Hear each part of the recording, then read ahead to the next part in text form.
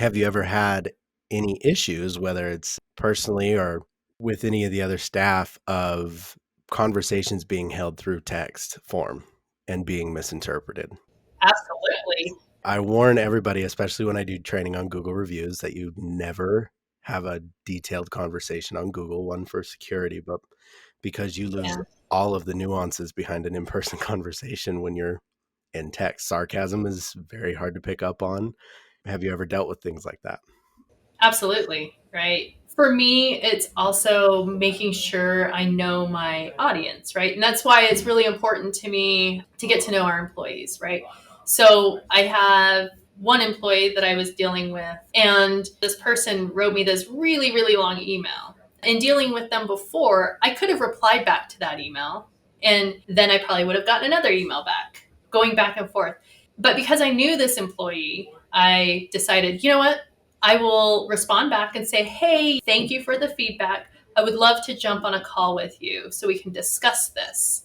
Because I think you're right. Like going through text, we can each go through our separate points, but it would have taken us so much longer, right? We would have drug it out for a day. Instead of, I got on a 15-minute phone call and had a conversation with this employee, and it was about a policy that we had changed in HR.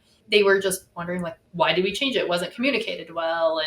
And I was able to get on and be like, okay, this is why. He asked a couple questions. I clarified, and that was it. So I think you're right. Like that, while it's easy, and both of you, I've talked about being a keyboard warrior, and it's one of my big pet peeves. Like people can hide behind their keyboard.